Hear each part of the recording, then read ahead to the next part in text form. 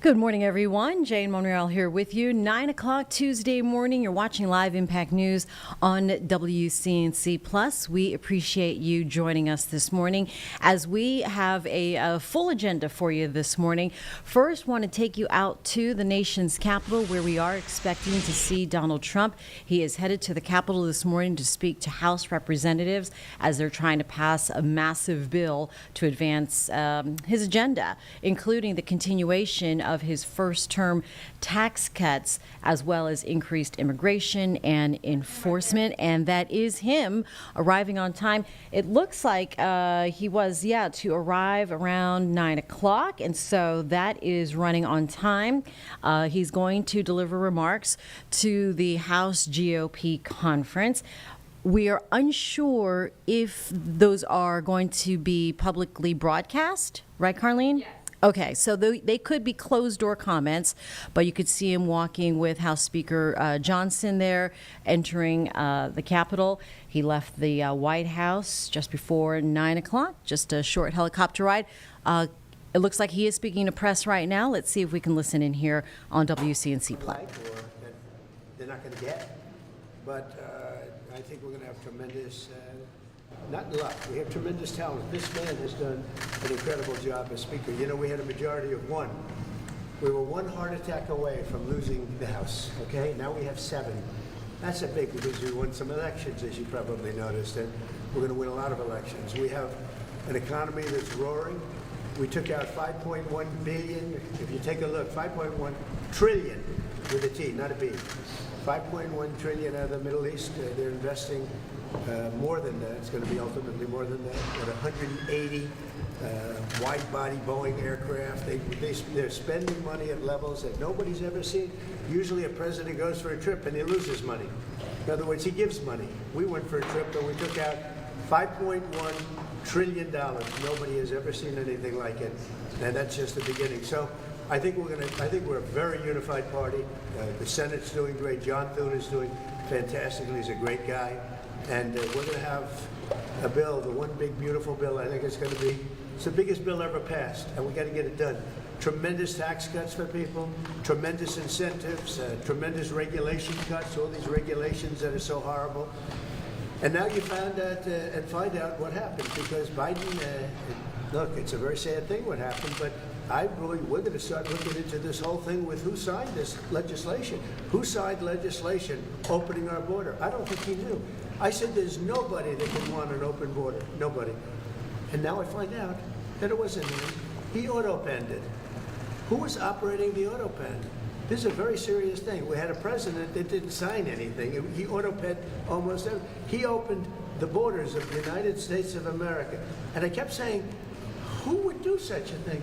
Allowing criminals to pour in from all over the world, not just South America, all over the world. They came in from Africa, they came in from Asia, they came from the Congo. The prisons in the Congo in Africa, these are rough people. The prisons from the Congo are empty. You know where they are? They're in this country. Who would sign this? Nobody would sign it. No sane person would sign it. You know who signed it? Radical left lunatics that were running our country, and the auto-pen signed it. And they didn't want him, and they were disappointed in getting him because they wanted Bernie Sanders. And then after about 2 weeks, they said, wait a minute, this is a gift. He'll do anything. We're going to use the auto-pen. And they used the auto-pen and everything. He didn't approve this stuff because when Joe Biden was with it, he would never have approved it. You take a look, he would have never approved open borders. Go ahead, another one. Are Republicans still grandstanding in your view? Oh, yeah, sure. You have a couple that will grandstand, but I think even the grandstanders should. Look, the alternative is a 68% tax increase. And you can blame the Democrats for that and one or two grandstanders. We only have one or two, but we have tremendous support. But you'll have a 68% tax increase, or you'll get a massive tax decrease. You'll get a tax cut, the likes of which we've never had before. This is bigger than any Ronald Reagan tax cut. It's even bigger than the tax cut that I gave, because as you know, that's being extended and increased. So this is the biggest tax cut in the history of our country, or you'll get a 68% tax increase. And if that happens, I mean, what Republican could vote for that to happen? Because they wouldn't be a Republican much longer. They would be knocked out so fast. But we're going up to details. This is I'm a cheerleader for this party, and I'm a cheerleader for the country. Much more importantly for the country. But I'm a cheerleader for the party, and we're going to go up, and I think we're going to have a very good discussion. There are one or two points that some people feel strongly about, but maybe not so strong. On one of those points, do you consider some of the proposals on the table, like co-pay and provider tax, as a benefit cut? How are you viewing those? No, we are looking at one thing. We're not doing any cutting of anything meaningful. The only thing we're cutting is waste, fraud, and abuse. With Medicaid, waste, fraud, and abuse. There's tremendous waste, fraud, and abuse. There's incompetent things put in. We have illegal aliens that are multiple killers with multiple murder records getting Medicaid. I don't think anybody minds if we cut that. The Democrats, on the other hand, are going to destroy it because they're going to leave these people on. We're cutting three things: waste, fraud, and abuse. We're not changing Medicaid, and we're not changing Medicare, and we're not changing Social Security. And if I wanted to do those things, I would have done it during my 4 years that we were. Mr. President, what's your message to your fellow New Yorker Republicans who are hung up on the SALT issue? Well, SALT is a very interesting thing because the governors of New York and Illinois, you know, the big JB who's going nowhere. Probably right now he could be the worst governor in the country. But Illinois and Gavin Newsom, those are the people that want this. And they're Democrat states. They're all Democrat states. You know, Ronald Reagan tried very hard to get this passed, was unable to do it the way we have it, where basically everybody's treated equally. He tried it so hard, and he never got it done. He was always disappointed. He never got it done. We got it done. Now people want to change it. So we're going to be talking about that. But the biggest beneficiary, if we do that, are governors from New York, Illinois, and California. And those governors are the ones that blew it because they weren't able to get it. So I think we're going to be explaining that these are all very blue states that I don't really believe. If we had honest elections, I don't actually believe. I think I would have won California. I would have won New York. I even think I would have won Illinois. I think we have to, we're going to start this after. I was talking to Mike, and again, I'm his biggest fan. I love this guy. He's the only guy who could have walked in with a one. Think of it. You can't be a guy like me and have a one majority. You have to be a guy like him, a nice person. He's very religious. He prays. He's a man of God. And so am I, but he's really to a new level. I will tell you. He is a great guy. They love him in Louisiana, and they love him that's the only kind of guy. Somebody said, oh, well, we want somebody if you put a certain personality in there, you would have never, look at what he got passed, what he's gotten passed. And just so you understand, he's gotten this passed too. And I don't think there's anybody I could give you guys that is so tough you guys would run if you ever looked at him. If you ever saw some of these guys, you would not ask him questions you'd be afraid to. This guy did something that I don't think there's anybody that's more well-suited to be Speaker of the House, especially in a case like this. Remember, we had a majority of 1 for 6 months, and that was a very frightening thing because the Democrats have really hurt our country. And we are going to go into very much, remember what I said, the auto pay. This government was illegally run for 4 years. Thank you very much, everybody. Mr. President, should the DOJ be charging a member of Congress? Okay, everybody, you are watching live right now. President Trump speaking to the pool press there on his way to speak to House GOP party on the big, beautiful bill that he is trying to advance.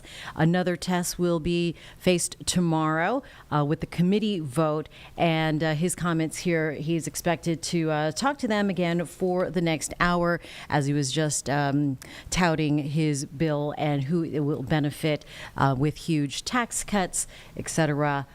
For the American people. All right, so we will bring you the latest if we hear any updates, if those comments that he's going to make to the GOP House party there, or House Republicans rather, should be public. We will bring that to you here live on Live Impact News. In the meantime, I'll tell you what, we are also standing by. This will be a little bit later on this morning, but the Health and Human Services Secretary Robert F. K. Jr. is also going to be speaking to the Senate Appropriations Subcommittee. This is on the fiscal year 26 budget that he is trying to get forward. And so he's going to be talking at 10 o'clock this morning, continuing his testimony in front of the Senate subcommittee. All right, let's take you back now to the state, North Carolina, Tar Heel State, as we are looking in live now on the House Finance Committee. This is happening live as they are discussing several, or if not dozens, of bills. Let's listen in here live on Live Impact News on WCNC Plus. Those needs. And of course, finance provisions. You have gotten your information from our fantastic staff that describes in greater detail the finance provisions that you guys appropriated, that you guys developed. And a couple of highlights there that what I would say is, first and foremost, that the House budget takes a serious look at the revenue amounts coming in.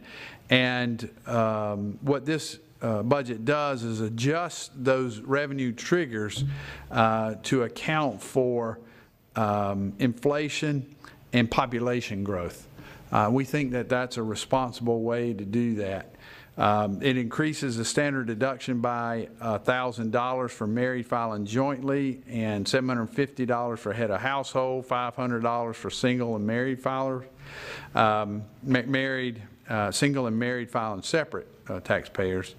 Creates a personal income tax deduction of up to $5,000 for income received as tips.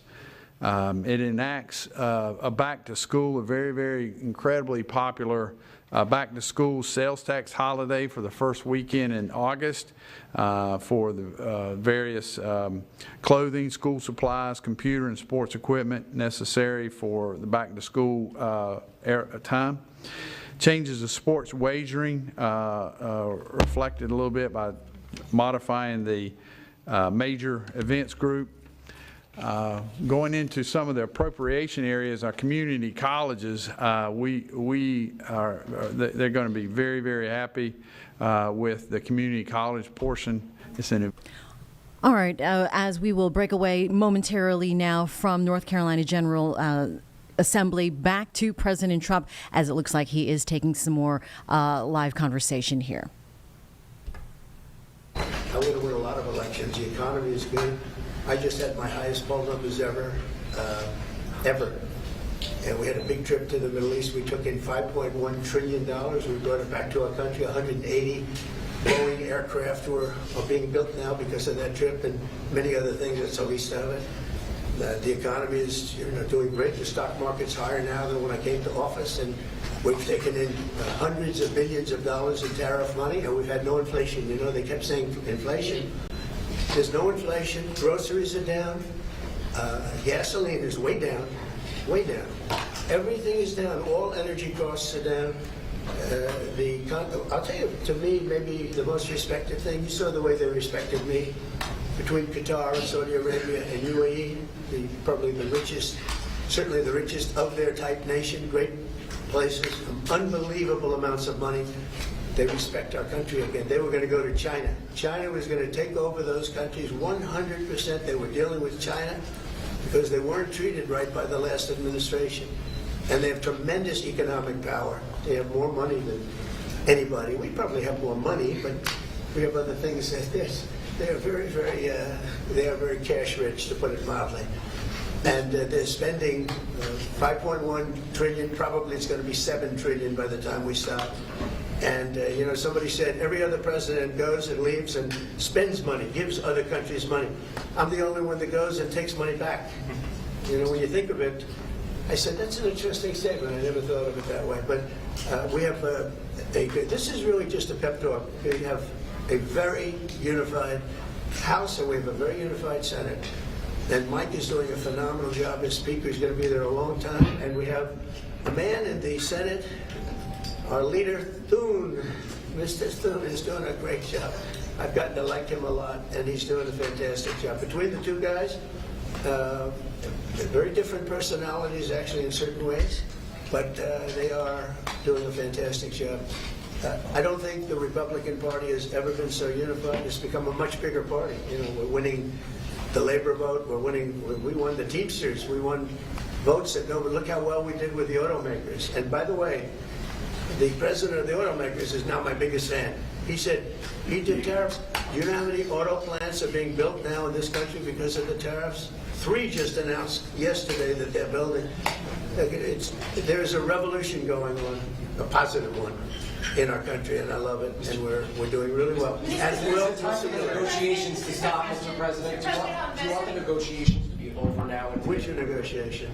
Over this bill. Oh yeah, well it's going to be. We're going to be putting it in soon, and I think we're going to have great support. We're going to make a couple of tweaks. I mean, we don't want to benefit Democrat governors, although I would do that if it made it better, but they don't know what they're doing. So we don't want to do any damage to the state. We want to help all the states, but we have governors that are from the Democrat Party. Let's say New York, Illinois, big ones, and let's say Gavin Newsom, who's done a horrible job in California. We want to benefit we want to benefit Republicans because they are the ones that are going to make America great again. The Democrats are destroying our country, and you see that with the past administration, with an open borders policy that allowed 21 million people into our country, and many of those people are stone cold murderers, killers, and trouble. Yeah. There's members pushing What are you for. planning to tell the fiscal hawks who want to delay Say it. this? What are you planning to tell the fiscal hawks who want to delay this? I'm a fiscal hawk. They don't think this has enough spending. I'm a bigger fiscal hawk. There's nobody like me as a Thomas fiscal hawk. Massey said this adds more deficit than Biden did, and this bill kind of. Because we have to fix the country. Do you think that Thomas Massey is correct in saying that this is adding Biden level No, I don't spending? think Thomas Massey understands government.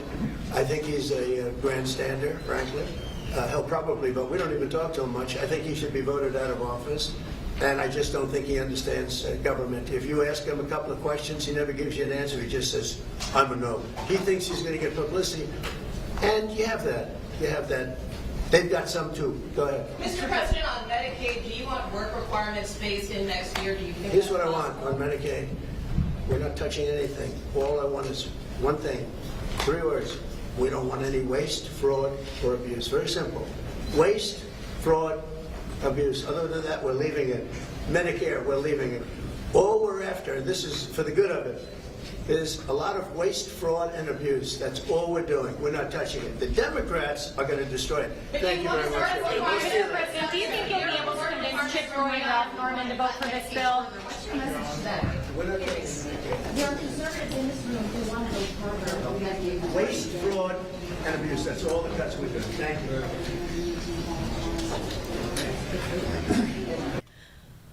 All right, once again, we are just watching President Trump head to the GOP House conference where he is expected to speak to push his spending bill, which is up for an early committee vote tomorrow morning. So an important day for the president as he pushes his agenda, including many of his first-term points that he wanted to pass, including first-term tax cuts, as well as increased immigration enforcement and military spending, and cuts to Medicaid, but he does qualify that by saying no cuts or no waste, fraud, or abuse.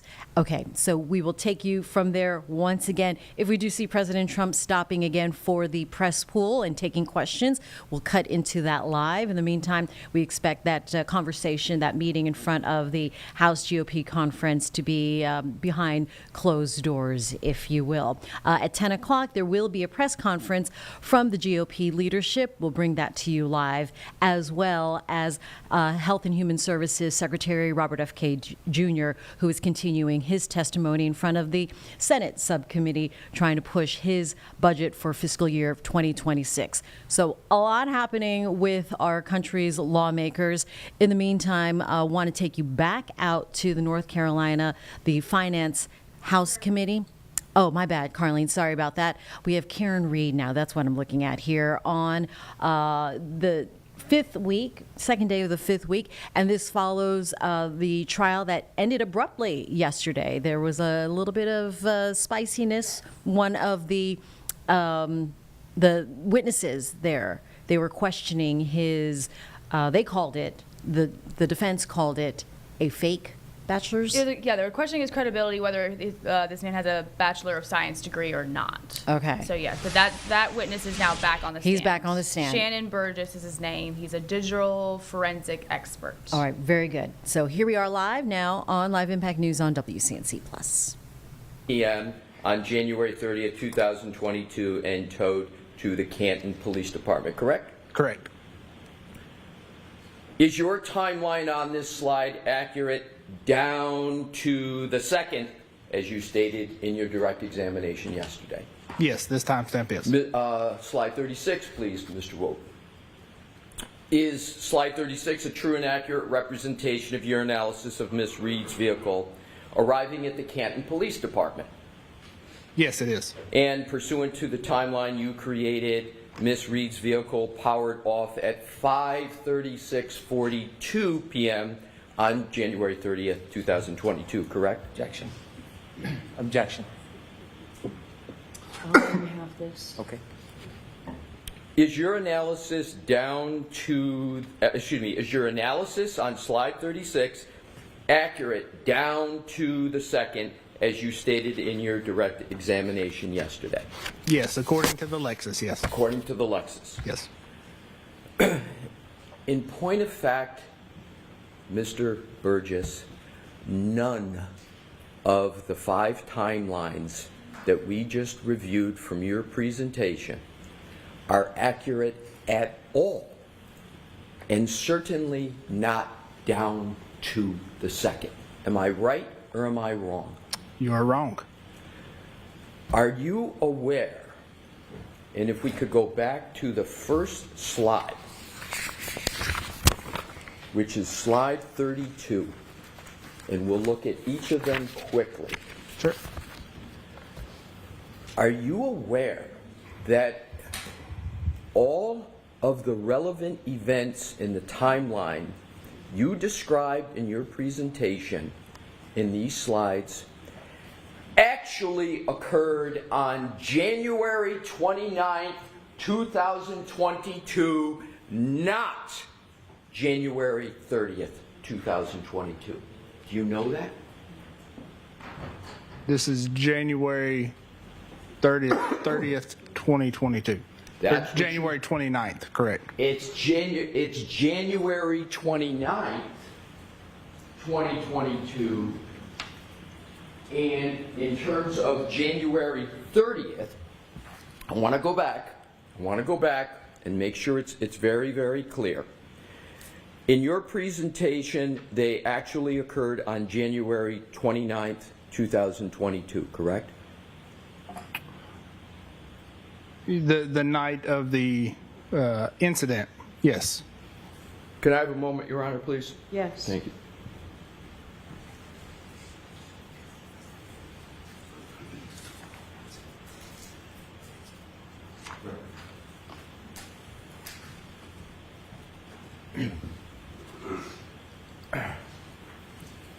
Mr. Burgess, once that timeline crosses into midnight, it's January 30th, not January 29th, correct?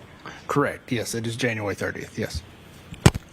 So in actuality, these 5 timelines, as you testified to them yesterday, are not accurate down to the second, correct? Because you got the wrong date.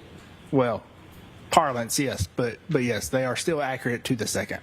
But the date, these 5 timelines, let's pursue this.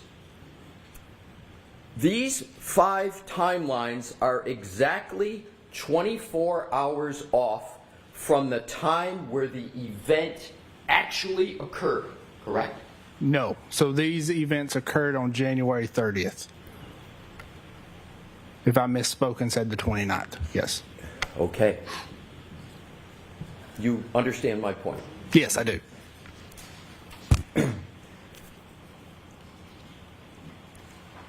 The core basis of your job, your role in this case, is to reconcile time discrepancies, as you say, down to the second, correct? Correct. But your discussion of the timeline on each of these slides, on each of these key events, is incorrect, correct? No, it's not incorrect. So your discussion of the applicable date, you're saying, as you described it yesterday and interpreted this timeline, was correct? Is that what you're saying now? This timeline is correct, But yes. my question is your discussion of it yesterday. If I misspoke and said the 29th, then yes, I misspoke on that, yes. And that was your testimony yesterday, what you spoke about. Yes.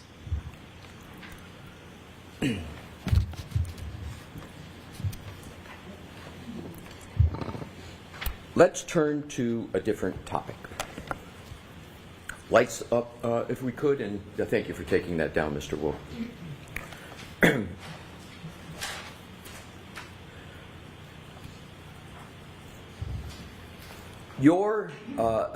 Actually, to mitigate the inconsistencies that you analyzed yesterday between independent clocks, am I correct that your position is that forensic methodology recommends cross-referencing timestamps from multiple sources to identify discrepancies, and when possible, leveraging time anchors, events that contain both a system timestamp and an external physical event to identify and correct timing discrepancies? Do I have that right?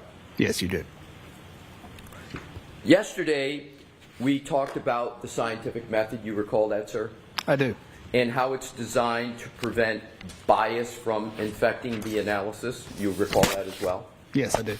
And yesterday, you agreed that experts should never selectively gather and interpret evidence to confirm a pre-existing belief while neglecting evidence that contradicts those beliefs, correct? Correct. And Doing that is called confirmation bias, which you said you understood yesterday, right? That is correct. That would be improper to do that, correct? Yes. It would raise the specter, if not the reality, of unreliability if that occurred, correct? It could, yes. And it could also lead into errors in forensic analyses, correct? Correct. Let's take a look at your January 30th report, sir. Okay. And this is your first report, your second report being the May 8th report. In your January 30th report, you did not issue any opinion or conclusion with regard to the timing of what you called the text stream event 1162.2 in your January 30th report, did you? No, I did not. You didn't even mention either the phrase text stream event or the phrase 1162.2 in your January 30, 2025 report, did you? No, I did not. But in that January 30, 2025 report, you did evaluate the variance between the Lexus infotainment system on the one hand and Mr. O'Keefe's iPhone data on the other, correct? Correct. In fact, in that report, the January 30th report, you compared the call logs on Ms. Reed's Lexus infotainment system with the call logs on Mr. O'Keefe's iPhone in order to evaluate whether there was a variance, correct? Correct. And do I have it correct in your report that it's the position that the timestamp call log data, specifically the recorded calls between Ms. Reed and Mr. O'Keefe, along with the infotainment power event logs, were analyzed for what you called clock skew by cross-referencing them against other independent data sources, right? No, so that would have been comparing the timestamps from Mr. O'Keefe's iPhone with the timestamps from the defendant's Lexus. Right, right. Correct, yes. Yes, right, to Ms. Reed's Lexus. Correct. And a forensic comparison of these data sets was aimed to identify timestamp discrepancies, correct? Correct. To identify potential clock skew, correct? Correct. And potential clock drift that could impact event reconstruction, correct? Correct. All this stated in your January 30th report, right? Correct.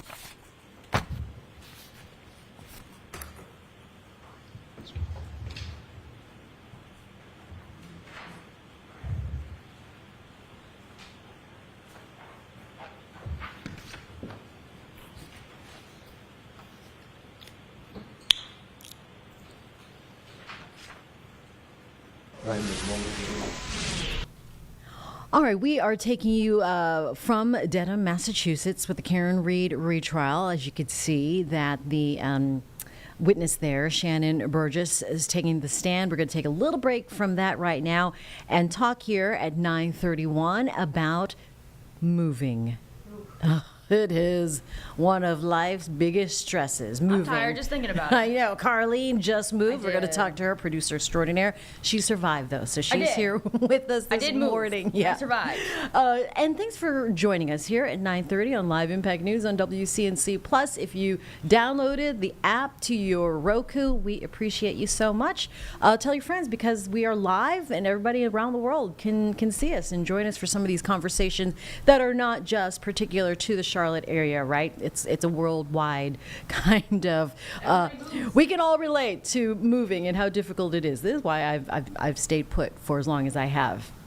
Moving, like I said, considered one of life's biggest stresses. Unfortunately, scammers, they know how to exploit that kind of vulnerability, and summer is a big moving season. So with that approaching, we're all at risk of falling victim to scams, not only just for money, but your time and all your belongings and peace of mind. So today we are joined by Juliana O'Rourke here in the Live Impact studio. She is from the Better Business Bureau. She's become a regular here now. Hey, Juliana, what's going on? Hey, how are you this morning? we're doing great. Yeah, and like I said, Carlene survived her move, so that's always good. But what kind of scams are you seeing then from the Better Business Bureau about moving? Yeah, so May is National Moving Month, and so we really like to educate consumers on any type of scams we see when it comes to moving. And so there's typically about 4 different types of scams that you'll sort of see. Just for a little bit of reference, we've received in 2024, we received over 100,000 inquiries to movers on our website on bbb.org. We also had a little over 700 complaints reported to us, so we know this is a problem sometimes with moving companies and movers. And so what you'll oftentimes see is, kind of the worst, which is a no-show. You hire a company, you give them, maybe a full deposit, half a deposit, whatever they're requesting, they never show up. Okay, so you're sort of out of luck there. Then we see another one where they say it's going to cost X amount of dollars, you check your credit card, and they've charged you substantially more. For whatever reason, yes. The next is going to be where they've quoted you a price, they come, they load up all your stuff, they have quoted you a price by weight, and then when they've actually loaded up your items, they let you know, hey, this is substantially weighing substantially more than what we quoted you, and those extra charges sometimes can be 2-3 times what they originally quoted you, and now you're in a position where, they're either not going to move your stuff if you don't pay them, they may not take it out of the truck, so a couple different issues can arise from that one.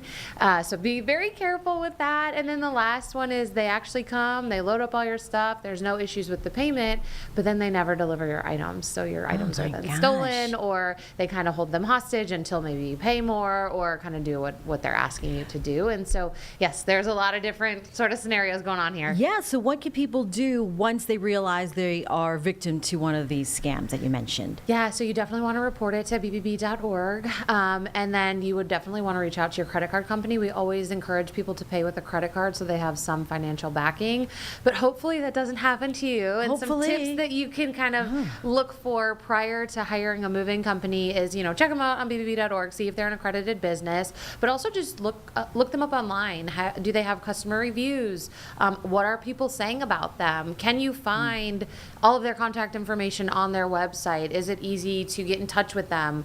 Make sure you get everything in writing from a contract standpoint. Just kind of go behind the scenes to ensure that you have everything you need to feel comfortable when you hire this company. Carlene, have you had any of these issues? No, thankfully. Actually, I hired movers through U-Haul, and which you did the right things. Yeah. All right. You found someone reputable. They did a fantastic job. Fantastic job. We had lucky some heavy stuff. Right. And they did it with a smile, no complaints. It was great. It was fantastic. Wow. So you were not stressed at all with your move. I wasn't stressed. We only had to move the big stuff, and I have a lot of stuff. So it was a lot of me and Greg going back and forth with little boxes. All the little things. We had the movers do the big heavy things, the sleep number, the couches, that stuff. Yeah. I highly recommend it. But I but wanted you did to make sure I went to a a big reputable company like U-Haul. Yeah. You did the things. Yeah, and I moved, it's been about 3 years since I moved, but I did the same thing. I hired a company. I actually hired a smaller company local to the area, but did a ton of research before, looked at the reviews on Google, talked with the owner, had multiple conversations, texting up until the point. So I felt pretty comfortable, had a contract in place, what was the price going to be. So I felt good about it, but those are all the things you want to make sure you're doing before you just hire somebody. And I know when you're already stressed out, you're packing, you're trying to get everything to line up. If you're selling a house and buying a new house and a lease and ending, you want to try to make all of that stuff align. And so I know you have a million things on your mind, but don't skimp on, researching and just educating yourself before you hire somebody. Right. We do so much research for the things that matter to us, or the fun things, buying a product, going, abroad, or doing some traveling. Yeah, exactly. Yes. Do the things that you need to do with a big a life change like moving. Yes. All right, so some of the red flags that people should look for? Yeah, so if you can't get contact information on a website, if you see, if you type in their name and do the research and there's bad customer reviews, people are complaining about them, saying that they're getting ripped off, those are things you really want to pay attention to. Also see how long have they been in business. Can you find their information as far as who owns the company, and things like that. And so I also always tell people, trust your gut. That's kind of one of the biggest things when it comes to stuff like this that sometimes we ignore, and don't ignore that. For sure, for sure. It's one of those things, and the little things matter. The devil's in the details, as they say. Yes. And one of the problems that you run into, I know a lot of people have run into, it's the timing. Sell a house, buy a house, wait for some. So you need that temporary housing, or maybe a short-term rental, which Juliana gets us into another kind of scam. Yes. So we know, yes, as you mentioned, sometimes things don't align perfectly, and maybe you need a month, 2 months, 3 months, however long it might be. You've sold your house, you're buying a new one, or you're leaving an apartment, the lease is up, but a new place isn't quite ready. And so we want people to be aware of a scam that we've seen and that has been reported to us. It's pulling fake credit reports for potential tenants, but these properties don't actually exist. Wow. So as we know, scammers just essentially want to steal your information. They either want your personal information so they can commit identity theft, or they're looking for your financial information so that they can steal your funds. And so these fake credit checks, they'll make you complete this credit check prior to even seeing the place. Well, once you've given them that sensitive information, then they're gone. They bail. There's no landlord to be found. The properties might be real, they might not be real. They definitely don't own, they're not owned by the scammer. And so that's another thing we want people to be very cautious of when you find a listing or a place that you are looking and interested in renting for whatever period of time. Also be very careful. Don't do any type of peer-to-peer payment. Make sure, again, that you're seeing these things in person. If there's somebody really wanting to rent their property, they're going to be willing to talk to you, whether it's them, whether they've hired a property management company. But again, they should have a website. They should have contact information. And you should be able to find all of that with ease, and they shouldn't have any problem giving it to you as well. I mean, in the digital age, when we all have access to phones and computers, and it could be free, go to the library, really, you can find this information. Yes. Juliana, anything else we need to know about moving? Honestly, if it sounds too good to be true, it's probably because it is. So if the price is too good on an apartment in the meantime, it probably is. If a moving company is quoting you a substantially lower price than others, it's probably too good to be true. So just be very careful and do your research. All right, research. All right, that is the key to everything. Juliana O'Rourke from the Better Business Bureau, steering us clear from scams. And if you are one of the folks like Carlene here that is getting ready to move, maybe the rest of the spring, summer, what have you, this year, good luck to you. And hopefully all for good reasons that you're doing that move and that it's worth it. All right. Thank you, Juliana. Thank you. Appreciate your time always. Yeah. All right, bring it back here now, Live Impact Studio on WCNC Plus. Are we going to go back to the Karen Reed retrial as our DNA forensic or digital forensic analyst Shannon Burgess still on the stand? Let's go to this now on Live Impact News on WCNC Plus. 2022. Do I have that correct? Yes, between 5:21 and 5:30 a.m. Yes. Now what I'd like to do is, and we can take that down. Thank you, Mr. Wope. Let's talk about what information you learned after you issued your January 30, 2025 report. Or at the time of that report, you received and reviewed a copy of a portion of your colleague's slide presentation and report at Aperture, Dr. Judson Welcher, correct? From a presentation by Mr. DeSogra. Yes. Well, correct. I understand you want to add Mr. DeSogra. My question is... Sustained. Okay, yes, Your Honor. Thank you.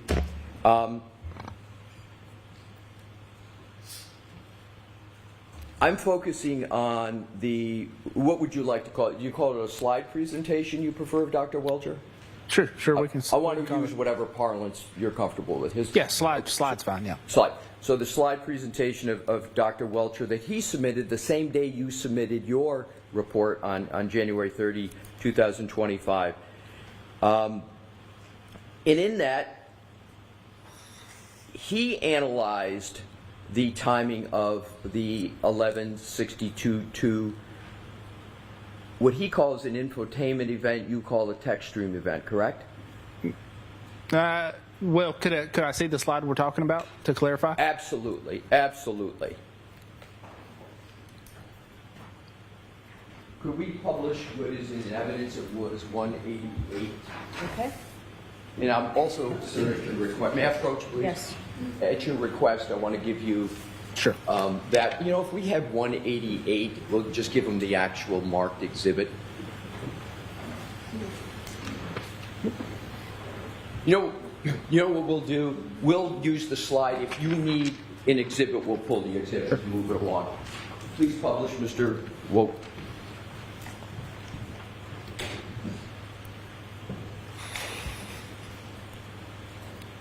Now, if we could enlarge the text, we don't need the map, so make that as large as you can, please, Mr. Woke, in the relevant portions. All righty. You're aware that according to Dr. Welcher's analysis, as depicted in this slide in evidence, the 1162-2, what he calls an infotainment trigger that you call a text stream event, right? Correct.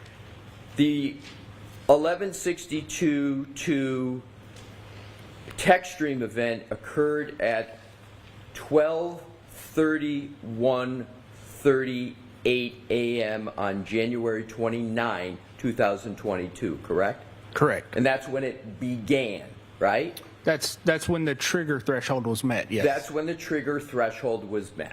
Correct. You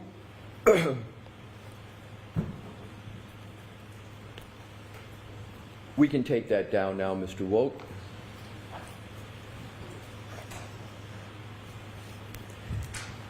You also testified yesterday that you reviewed Mr. Whiffen, Mr. Ian Whiffen's January report, which established a timeline of the last interactive events on Mr. O'Keefe's phone, correct? Correct. Your Honor, could we please publish Exhibit 39, which is in evidence? Okay. And if we could go to slide 82 and have 83 available, if we can enlarge the applicable sections. And what I'm going to ask. Hi, everyone. We are coming up on 9:45. Jane Monreal here with you in the Live Impact Studio on WCNC Plus. We thank you for joining us here on this Tuesday morning. Want to talk now about the weather, because it looks like we have got some more rain maybe headed our way. Let's go to the professional meteorologist Chris Mulcahy joining us live here in studio now. So Chris, this is a weather alert. How long should we be alert for? 6 hours. 6 hours. That's it. Yeah, okay. It's midnight to 6. A lot of you might be sleeping at this point. But here's the deal. You have a really strong line of thunderstorms where we've had probably the most active week, severe weather-wise, that we've had all year long, and that's been mainly across the country. But that same line that is going to potentially drop tornadoes, damaging winds in Tennessee, is moving overnight. So sometimes what happens is if they're moving fast enough, they can still keep their severe characteristics pushing into our area.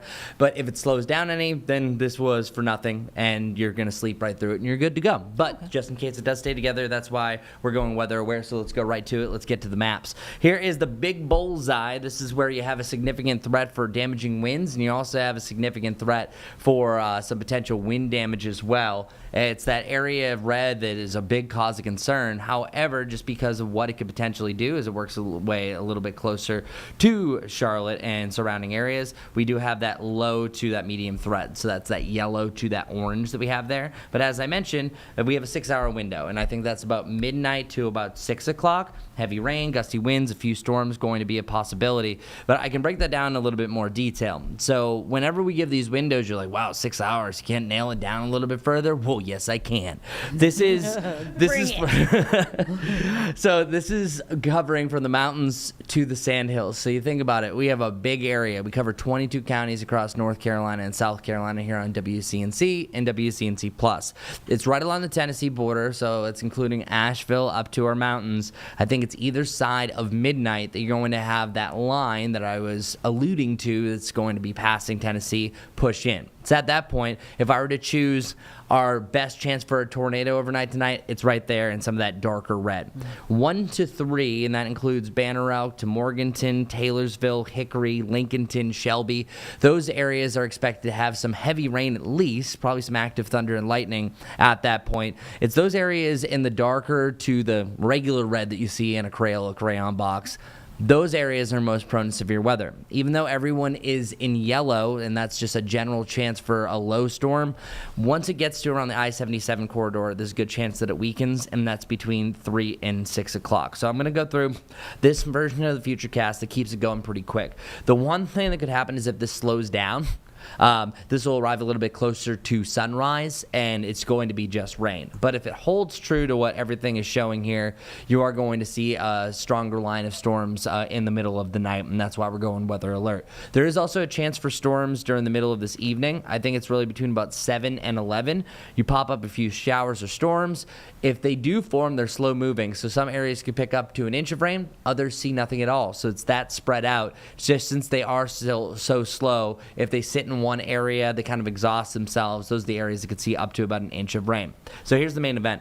Notice the 1 o'clock, talking about that 1 to 3, it's right over the Hickory area. About 2 to 4 o'clock, we're seeing it past Charlotte. So this is the fastest version of that model that I have. And notice how it decreased by almost 2/3. That's what's going to happen. The further east you live, the less likely you're going to have severe storms. The further west you go, the stronger this line's going to be. More often than not, this dies out quickly. You might have a severe thunderstorm warning in the mountains. Something happens in Asheville. Nothing happens here. I'm hoping that that's the possibility, but we're going weather alert just in case. But once you get to about 6 o'clock, sun's going to rise at 6:15 tomorrow. We're good. Poof. Gone. And then through the day, things get a lot better. So that's the main reason why we're doing this, just that active line, because this line I think is going to have a history of wind gusts up to 60 to 70 miles per hour. Also, I wouldn't be surprised if it does produce multiple tornadoes, as we've really seen with these systems. Any questions? Any questions from the room? No. How about the rest of the week? It's Memorial Day weekend. I don't know if I'm getting way too ahead of myself. No. Folks, for a long weekend for a lot of people. No? No, not at all. Okay, Because good. it's actually this evening that it's going to start to feel a little bit more humid here. I'm actually going to backtrack. I want to show you something. Okay. This is our dew point forecast. We have this front. It's a stationary front that has now moved its way down to the south. Whenever you have a dew point over 65, it's humid. Whenever it's 70, it's that air you can wear. That's prime storm fuel, and that's why it's much higher chances further south and west that we go. Notice our area, 50 to 55. That's inhibiting any storms that we have earlier on. It's not until this front gets a little bit close to us that we even have that thunderstorm chance heading into the evening, but it's areas to the west that are already under that 72, 73, and that's why the area in that red is a higher potential, because once that trough in front plows into that drives up that heat and moisture, and that's why you have the better severe weather chance. But once the front moves through tomorrow, it's going to be a breezy day, but it actually starts feeling much better. So the most humid part of the next 7 days is actually later this evening heading into tomorrow morning. Then through the afternoon, values steadily go down. I do the forecast for Gastonia and then also the Knights, so the Gastonia Ghost Peppers for baseball. The only reason why I'm saying that stalling is I actually made a specific one for the Gastonia Ghost Peppers. Through the game look at that. Tomorrow, Firing. 1 p.m., because they have a doubleheader. One starts at 12:30. It's in the lower 60s, so that's still a little bit sticky. Once you get to the end of the afternoon, the evening, it feels a lot more comfortable. So we actually have some really nice conditions. Nice. Things really start to simmer down. So if you like more of that fall-like weather, or not fall, spring-like weather. I guess it technically is fall-like weather. It's just on the inverse. Right. This is going to be really good for you because temperatures are actually falling down into the 70s. Here we go, jumping around here. We look at the upper 70s for this weekend. I have a lot of icons on here because there's a lot going on. Oh, there are a lot. Charlotte FC. Coca-Cola 600 on Sunday night, and then, of course, Memorial Day. But those days will feel much better. It will start feeling a little bit more humid come Sunday and Monday, but this is a nice little break from the heat. We've been kind of feeling more like June for all of April and most of May, so this is a nice little kind of return to where we should have been maybe a couple weeks ago. Oh, really? This is great. We're just going to sit on this for a while. Take this in, everybody. I know a lot of people are going to hit the road, but why? Yeah, no, seriously. The place to be is right here in the Queen City. Yeah. All of that action. Carlene's going to the Coca-Cola 600. Are you really? Well, she So has that'll be a good. diehard NASCAR fan Yeah, that's in her True. He's household. actually working it, so I'm going. Oh, I'm going with me and You're the gonna girls. tag Oh, along? nice. The girls Okay. stay at the track. Oh, sweet. Me and the girls. All right. Love it. Hey, and we've had worst case scenarios for that race, especially in May, that even heading into the evening, because that's one of the coolest things about that race, it goes under the lights eventually, that it's 90. So it's really nice that we have the upper 70s. That means it's actually going to be really comfortable. So much better. Oh my gosh. Because I've had 600s where I've just been Sit there just in sweat. in your little pool of sweat. In sweat. You're- And yeah. it, like, depends on where you're sitting on the track, but you can Oh, be for sure. in the sun for a long time. I went to the Roval, and that's in October, and I'm like, it'll be fine. No, we hit like the hottest October warm. ever. Yeah, it was Ugh. awful. And I was on the track because they sometimes have a concert in the center. Yes. We were dying. Hot. Yeah, it was. Hot if in the center of that track in the infield, warm. Just Wow. warm. Because think about it, you have the heat from the track, you have all the cars and everything like that. So yeah, things are trending good. Yeah, I think you could see a isolated storm pop up. It's very hit or miss. Better chance I think on Memorial Day, but these are so isolated that I think you should be just fine. We'll send good juju. Yes, we will. All right. Well, have fun with that, Carlene. I will. Gonna be a good time I'm this kinda used to weekend. every 600, usually there is a chance for a storm. Always, because yeah. that's- Yeah, it's May. May. That's Then where May. we are at, yeah. So I kind of go into it, even though it's the longest race of the year, knowing we might have to sit. Well, we welcomed a lot of folks for PGA last weekend, and now more people are going to be coming in for the 600. Charlotte's got a lot. I didn't even think that's a website. This so yeah. is where got a lot. it's at. Okay.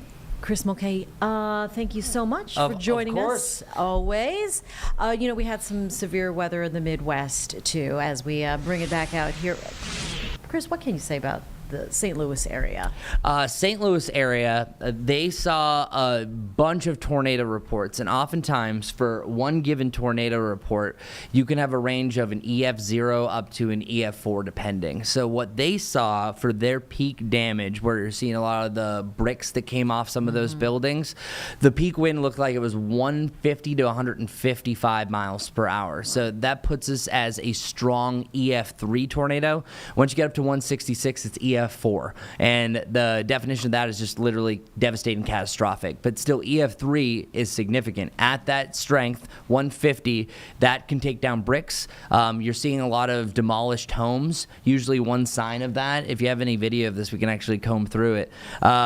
If you ever see the exterior walls of a home gone, only the interior ones, that usually represents winds at 140-ish, and that is everything, the telltale signs of up to about an EF3 strength. And it actually only takes 100 to 110 mile per hour winds to move cars. So yeah, check it out. So this is a good example. Seeing pieces of the top wall structure done. This is usually can be done with winds at 120 to about 140 miles per hour. So likely we're seeing damage here, probably about EF2 going on EF3.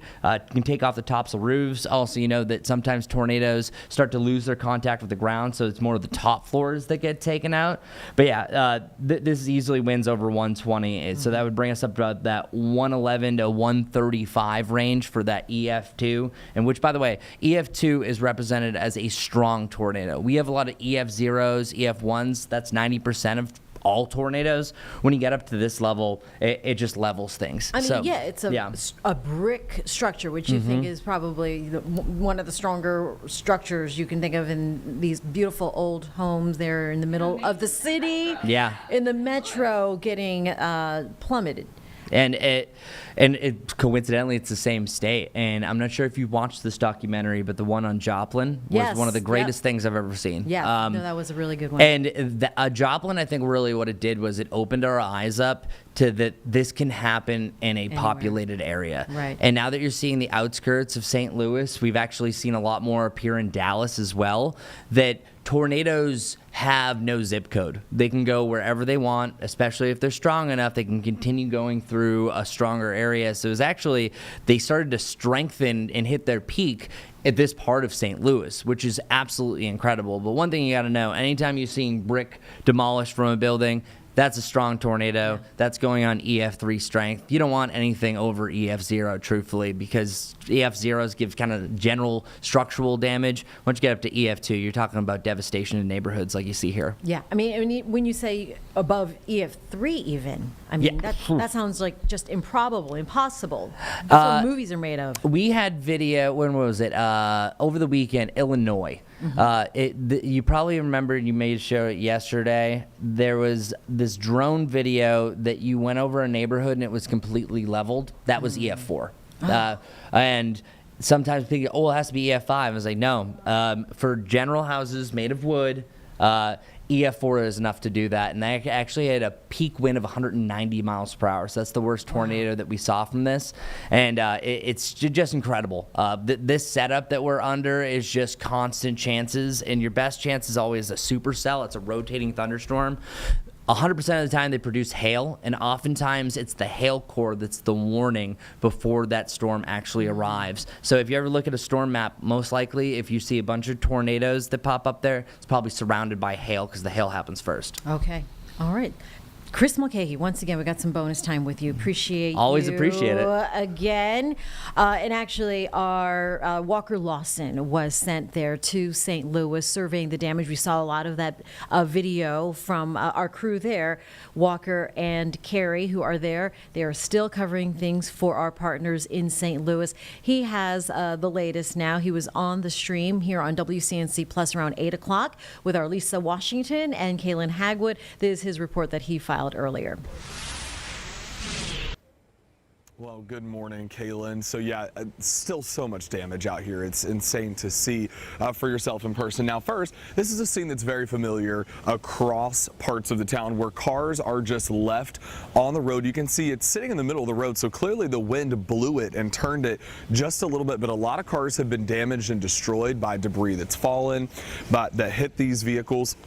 This is just an example of homes here in this community. I'm going to walk across the street because there's no one coming right now. There's no traffic really out here. The bricks from this home are piled up to probably 4 feet tall. I'm, again, granted 5'11", so just giving you some perspective of my height versus how much they're piled up. But you can see right into these homes. You can see a bathroom right there. There's a toilet. There are blinds hanging down.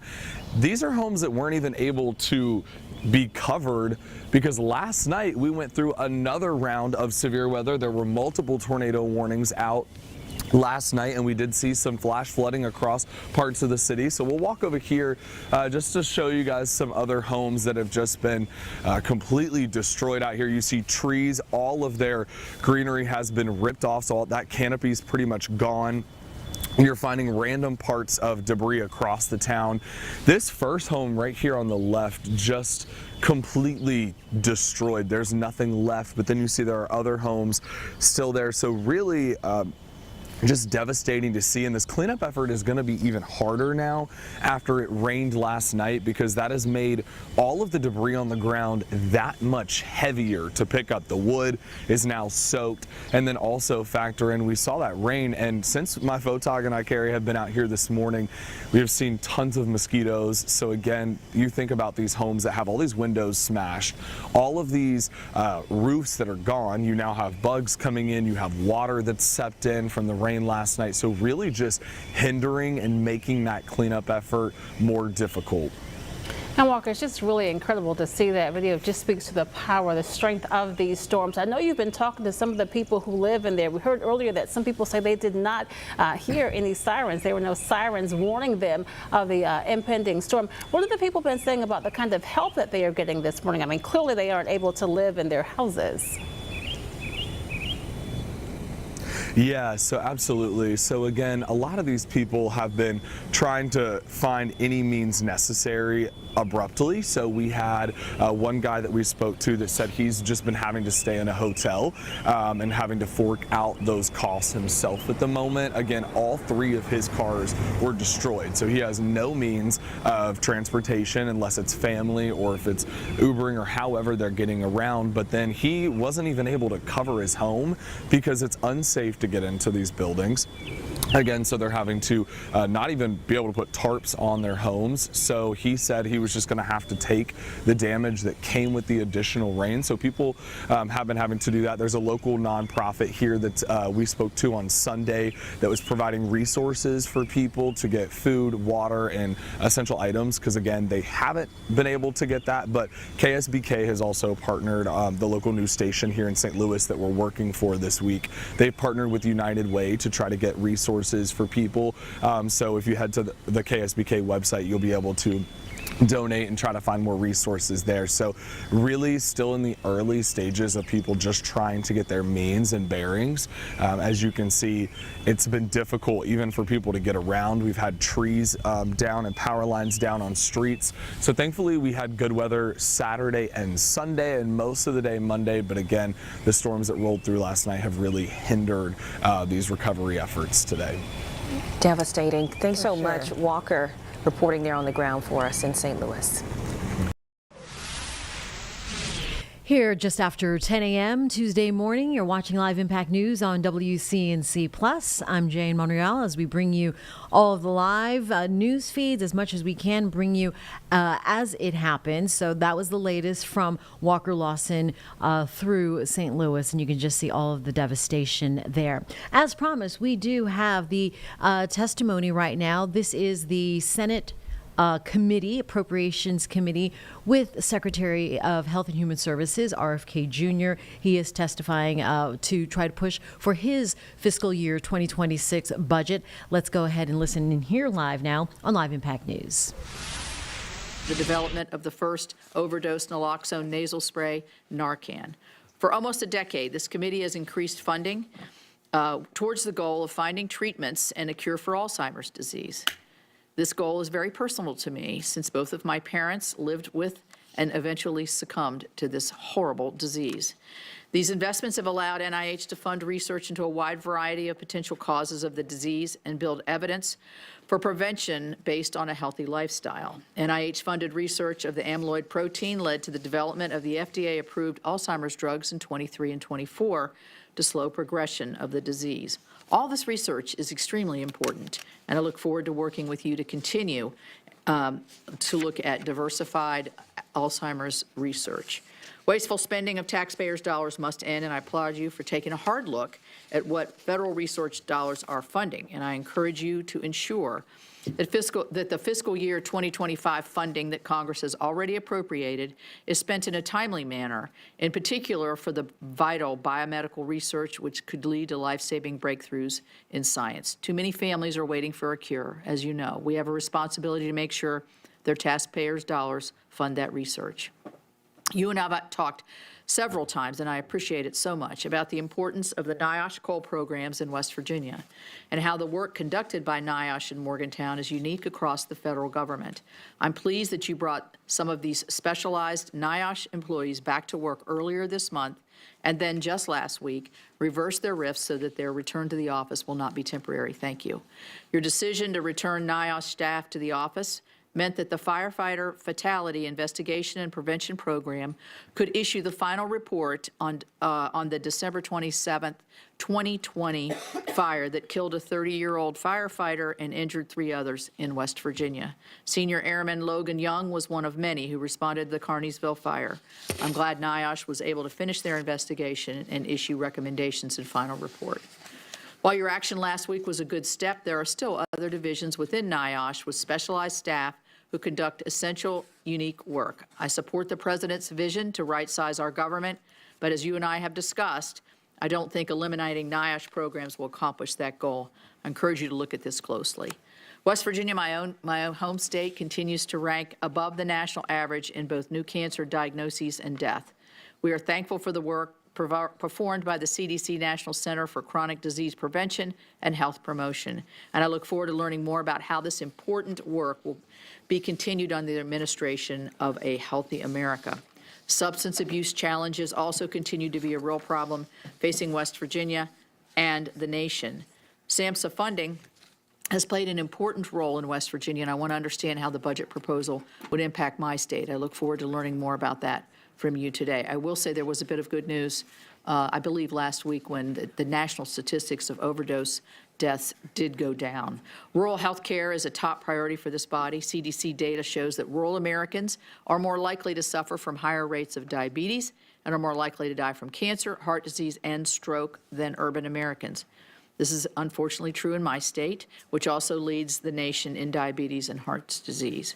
Improving rural health outcomes goes hand in hand with investing in the healthcare workforce to meet the physical and mental health challenges in America. HRSA has been a trusted federal partner on rural health issues for decades. HRSA has funded critical rural health capacity building and other initiatives across the country and administers the healthcare workforce programs that help bring medical providers into local communities.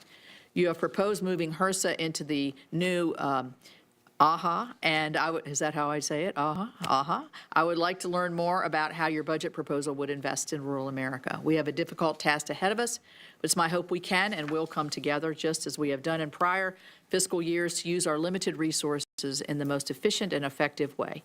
So, Secretary Kennedy, I look forward to your testimony, and I now will yield to my, or not yield, but turn the microphone over to Senator Baldwin. Thank you, Chair Capito, and I too look forward to continuing our strong bipartisan work together. Secretary Kennedy, today we are here to talk about your fiscal year 2026 budget request to Congress. You run a department dedicated to improving the health and well-being of every American. And these programs that you are responsible for administering touch the lives of all Americans at a critical moment in their lives, from research for life-saving cures and treatments for devastating diseases, to maternal health care, to child care, to addressing substance use and mental health. You have repeatedly pledged that you would run the department with, I quote, radical transparency. While this is a great catchphrase, it could not be further from the reality that we're experiencing right now, as we talked about yesterday. As required by law, a few weeks ago, the department sent this committee a plan for how it will be spending appropriated funds this year under the CR. But instead of providing Congress and the American people with any information about how the department is spending tens of billions of taxpayer dollars, there are only asterisks in place of spending levels for over 530 programs. In no other job under the sun can you essentially leave blank how you are spending billions of dollars. This is flatly unacceptable when we are talking about taxpayer dollars, and the people I represent deserve better. You are undertaking a massive and disruptive overhaul of the department. You are shutting entire offices down and firing thousands of experts. Your plan for all of this that you've provided to Congress is little more than 1 page long. And that shows the chaos that this is creating.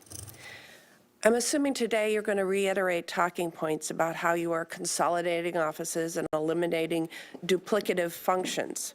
But Secretary Kennedy, this is a genuine request. Please sit down and talk to us in detail about what you are doing. Have your staff talk with our staff on both sides of the political aisle about your plans for the department and what you are doing right now. For a department this important, anything less is simply not acceptable. Let me turn to what it is that we do know about your budget request and what is happening at the Department of Health and Human Services. Your fiscal year 2026 budget requests cuts to the National Institutes of Health of $18 billion. That would have a devastating impact on research into life-saving cures and treatments for devastating diseases, setting back medical innovations by decades. It would push the brightest scientific minds to work in other countries. It would cede our leadership in biomedical research to China. It would also take away hope from millions of American families. For the family receiving a devastating diagnosis of pediatric cancer, like Charlie and her mom, Emily, who spoke to this committee last month, it would mean less hope. For Jesse, a veteran and a father with ALS, and his son Dewey, who wants his dad to see him graduate from high school, it would mean less hope and less time. This budget says a lot about the priorities of this administration. And normally I could, I guess, disregard it as only a request. But it provides insight into what you're doing right now in fiscal year 2025. At the same time you are submitting this request, you are actively stopping billions of dollars in NIH funding for life-saving research, including on cancer and Alzheimer's disease. You are implementing changes right now that are ripping away hope and life-saving cures from American families. If you aren't already, I think this administration is heading down the road of illegally impounding funding across HHS. Mr. Secretary, your budget request also cuts funding for CDC in half. Today, you will allude to consolidating programs into a new administration for Healthy America. But you can't just slash funding, fire everyone, slap a slogan on a new agency, and say that work will continue. In previous years, I would have called this only a proposal, reassured by the fact that Congress would reject it and rewrite our own. But this year, right now, you are dismantling CDC, seemingly in line with your budget request. Congress did not approve that.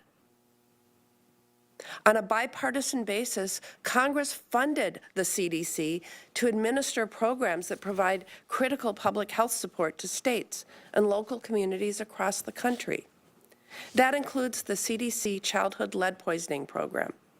When the city of Milwaukee asked CDC for help addressing a lead crisis in schools, CDC should be able to provide support and assistance, because Congress appropriated $51 million for CDC to do its job to address lead poisoning. Despite what you told me last week, that you have no intention of eliminating this program, you fired the entire office responsible for carrying it out. So CDC told Milwaukee Public Schools that they simply couldn't help. Your decision to fire staff and eliminate offices is endangering children, including thousands of children in Milwaukee. If you have a proposal to make these programs work better, present it and justify it. Mr. Secretary, you will say that you have to fire thousands of employees and eliminate programs like LIHEAP because our deficit is too large. But you won't mention that at the same time this administration is proposing these cuts, it's proposing tax cuts for billionaires that will add trillions to our debt. You are cutting programs and firing staff with no plan and no understanding of what the department you are leading even does for the American people. And that's why you had to rehire staff working on the World Trade Center health program and screening coal miners for black lung disease. You fired everyone, and now you want to take credit for hiring them back? That's not how this works. Congress provided over $360 million on a bipartisan basis for NIOSH. You eliminated the entire Safe to Sleep program that the Eunice Kennedy Shriver Institute. Safe to Sleep is one of the most successful child safety campaigns in history that prevents 1,500 babies from dying each year, at a time when we are seeing rates of SIDS starting to climb. Without staff, these programs are meaningless, and this is happening across HHS. I could go on and on, about how this administration's careless and reckless approach is hurting the people of Wisconsin and this country. These are just a few examples. Mr. Secretary, this committee has worked in a bipartisan manner to improve child care options for working families, address the substance use disorder crisis, support seniors and people with disabilities so that they can live in their communities, and to make the United States the leader in biomedical innovation. You're implementing changes right now that are dismantling our progress, and you're hiding it from Congress and the American people. We don't need to just reject this budget request. We need to reject what's happening at HHS right now. We need to do that before you have caused irreparable harm at the department and the programs it administers that millions of Americans rely on. I yield back. Thank you. Secretary Kennedy, we welcome your opening statement.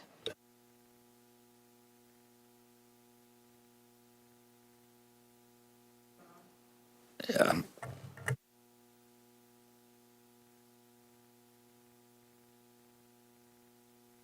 Is it on now? All right, thanks. Thank you, Chairwoman Capito, and thank you, Ranking Member Senator Baldwin, and all the members of this committee. I'm honored to appear before you today to present the Department of Health and Human Services fiscal year 2026 budget. Debilitating disease, contaminated food, toxic environments, addiction, mental health affect families across every race, class, and political belief. And my team and I took the helm at HHS. We set out with clear goals. First, we aimed to make America healthy again with a special focus on chronic disease epidemic. Second, we committed to delivering more efficient, responsive, and effective service to the over 100 million Americans who rely on Medicare, Medicaid, and other programs. Third, we focused on achieving these goals while cutting costs for taxpayers. We intend to do more, a lot more, with less. The budget I'm presenting today supports these goals and reflects two enduring American values: compassion and responsibility. I invite the committee to unite around these ideals with me. The United States remains the sickest developing nation, despite the fact that we spend $4.5 trillion annually on health care, 2 to 3 times more per capita than comparable nations. Clearly, something is structurally wrong. All the money that we've been pouring into these programs for years has not resulted in better health for Americans. Furthermore, healthcare costs are steadily increasing at a rate of 2% greater than the economy. If we don't staunch this unsustainable hemorrhage, we will ransom our children to bankruptcy, servitude, and disastrous health consequences. Yes, an exploding debt is a social determinant of health. We won't solve this problem by throwing more money at it. We must spend smarter. We will shift funding away from bureaucracy toward direct impact. Some things at HHS will not change. We will preserve legacy programs like Medicare, Medicaid, and Head Start as the foundation of the MAHA agenda. Vulnerable populations, seniors, veterans, American Indians deserve consistent access to care, and I will ensure that they receive it. Today, 83 million Americans, urban and rural, lack adequate access to primary health care physicians. We will prioritize these families, especially the Native American and Alaskan communities. Protect IHS funding, streamline its operations, and give the tribes more autonomy in managing their resources. Let me be clear, we intend to make the Trump HHS not just the most effective, but also the most compassionate in U.S. history. Our official budget statement outlines many priorities, but I want to highlight a few. First, we will consolidate programs to better tackle mental health and addiction. These issues now rival chronic disease and their impact. HHS will aggressively combat the opioid crisis, especially the spread of synthetic drugs like fentanyl. We will empower state, local, and tribal leaders to create effective solutions. Second, we will address nutrition, physical activity, and healthy lifestyles.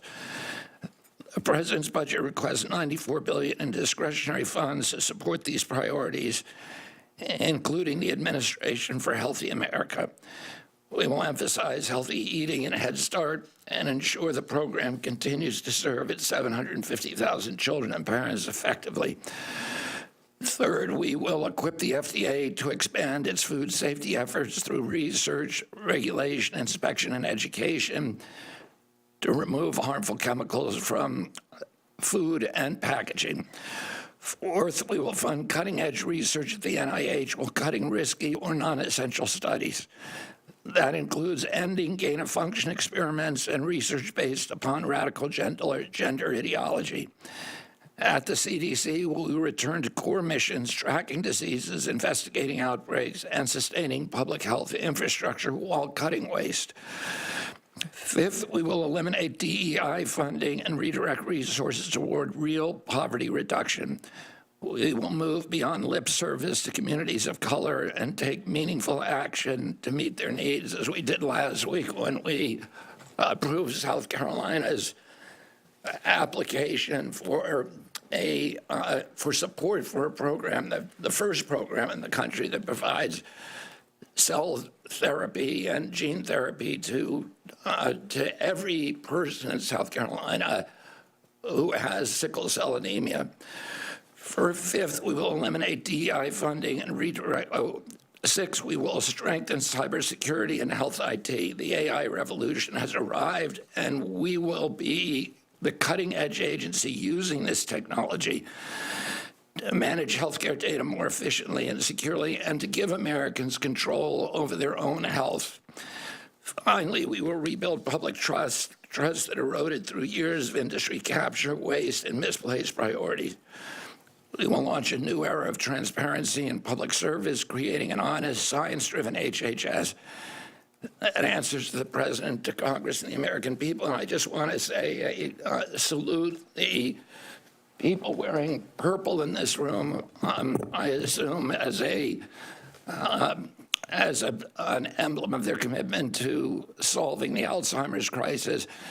And Alzheimer's is a very, very good example of how NIH has gone off the rail over the past 20 years with research on amyloid plaques and cutting off any other hypothesis because of corruption within the agency. And that has derailed Alzheimer's research in this country for 20 years. And I'm committed to solving the problems of Alzheimer's, also understanding why we're having an epidemic of Alzheimer's, why it is increasing.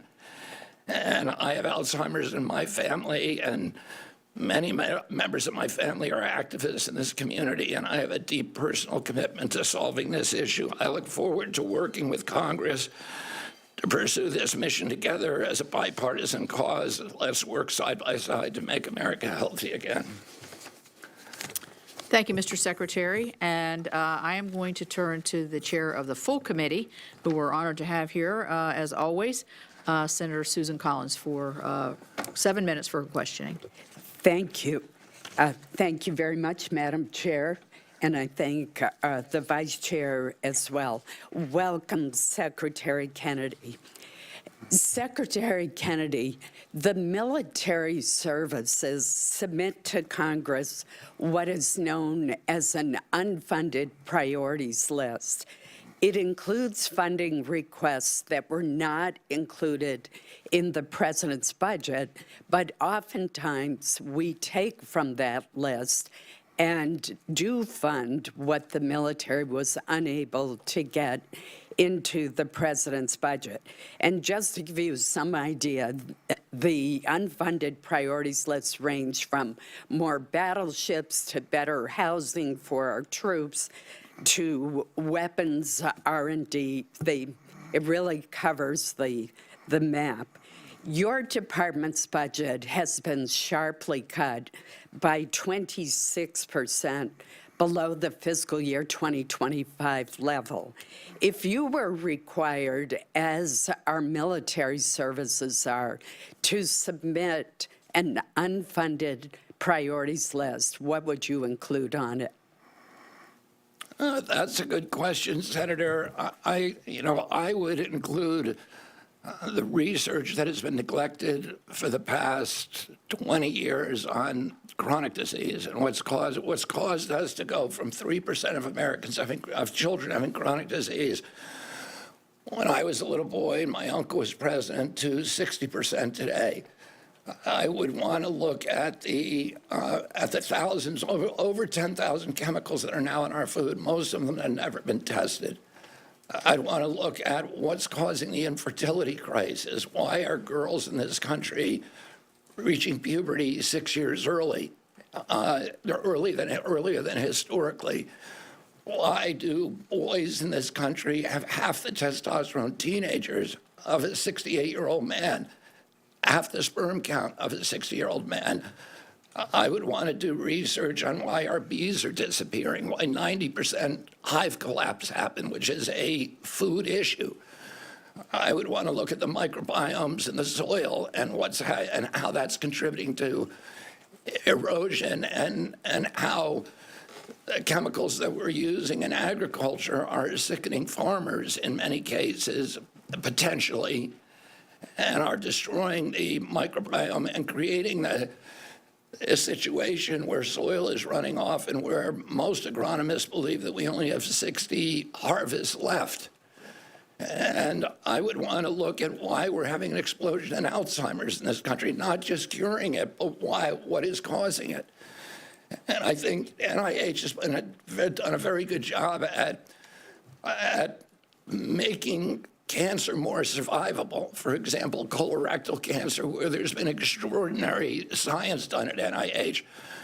Why isn't NIH asking the question, why do we have colorectal cancer in children? This is something that's new to humanity. It was never known before.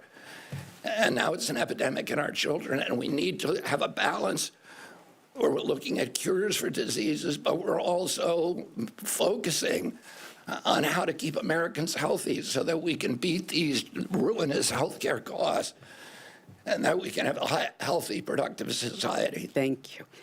I want to turn to a couple of other issues.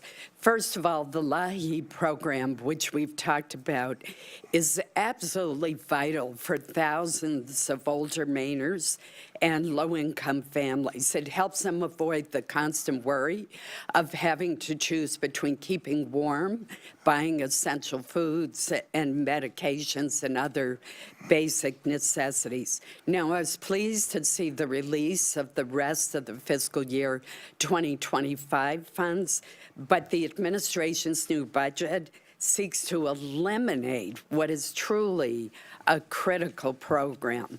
Will you work with this committee in trying to restore the LAHI program so that we can avoid literally seniors and low-income families not being able to keep warm in the winter?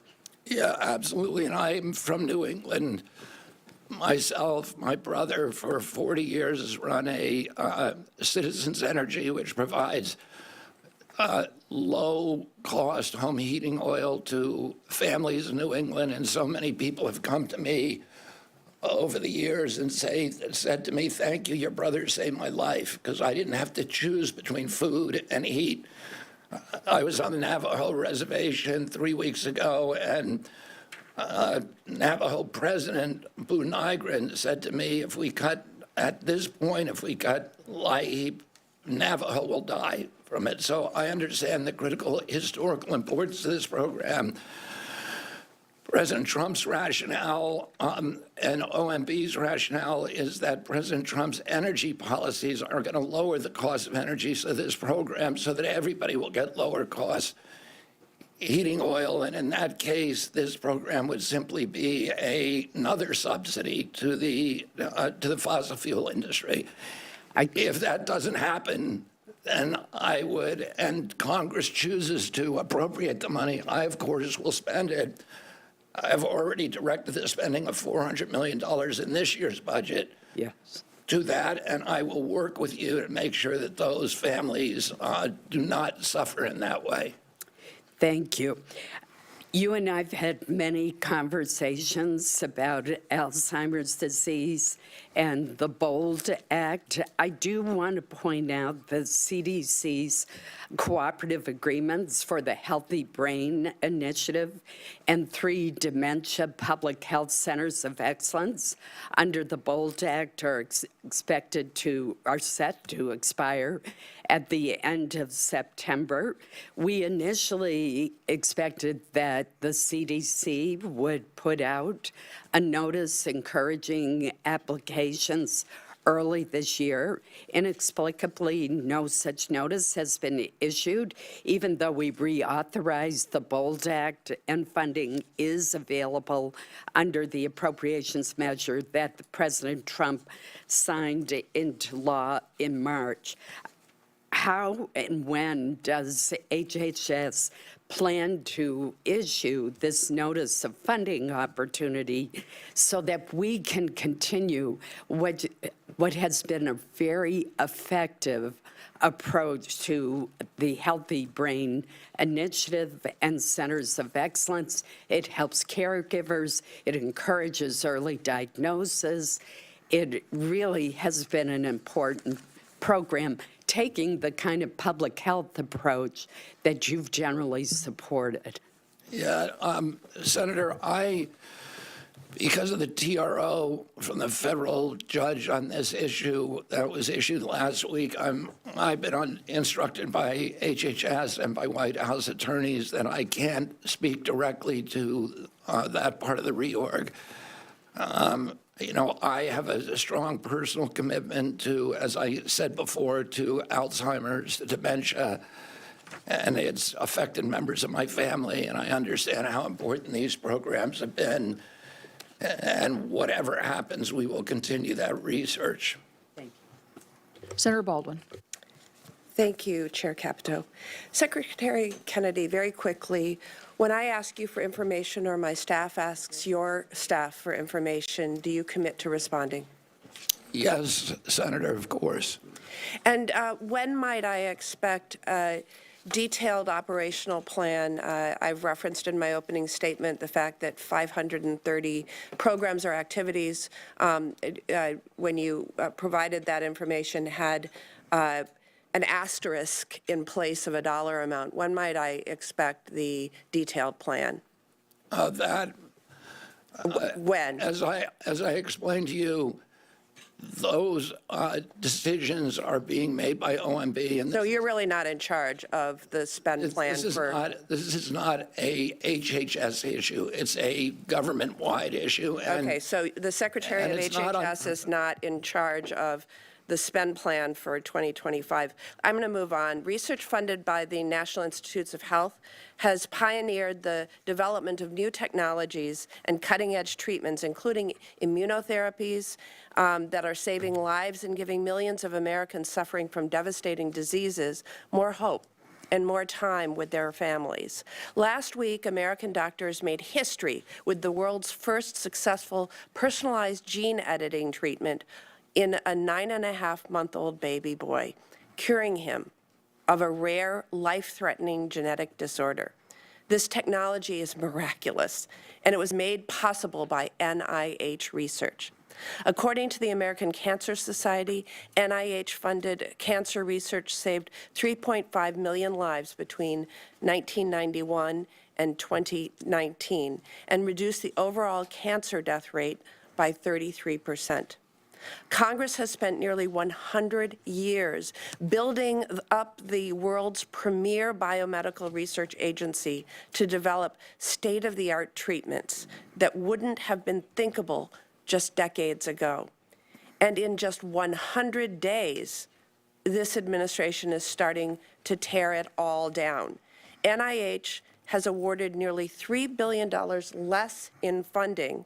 So the graph on on my right, $3 billion less in funding compared to the same period last year. That's more than 3,200 fewer grants. These grants are being withheld. This includes funding for everything from cancer to Alzheimer's disease to rare disease research. Secretary Kennedy, Whose decision is it to withhold thousands of grants and billions in funding for life-saving medical research at NIH? I can tell you, Senator Baldwin, that gene therapy and cell therapy is a priority for me and for Marty McCary, who's the FDA director. We are going to ensure that this country remains the hub of gene therapy. That wasn't my question. Secretary Kennedy, whose decision is it to withhold thousands of grants and billions in funding for life-saving medical research at NIH that we approved on a bipartisan basis in this subcommittee? We are not abandoning any life-saving research at NIH. Is it DOGE reviewing NIH funding opportunity announcements? Is it DOGE reviewing NIH grant award? We've got administrators, we're cutting waste, we're cutting duplicative programs. You're funding $3 billion less in biomedical research than you did a year prior. We're spending less on administration of those programs. 3,200 fewer grants. We're spending, well, many of the grants were terminated because they were grants that were not advancing. These aren't grants terminated. These are grants not awarded because the panels weren't convened. We spend 70% of the world's biomedical research out of NIH, 70%, and we're the sickest country in the world. $18 billion or 40% from the NIH budget slow the development of new treatments and cures? And we are the sickest country in the world, so that money has not been well spent. We've had a 38% increase in our agency, growth in our agency over the past 4 years. I'll ask you, is funding for Alzheimer's disease research centers DEI? Because you're holding up $65 million for 14 of those centers in 9 states, including the University of Wisconsin-Madison. Is funding for cancer centers DEI? Because you're holding up $47 million in cancer center support grants at 9 cancer centers in 8 states. Is funding for rare disease research DEI? Because you're holding up $55 million for 11 rare disease clinical research network grants in 8 states.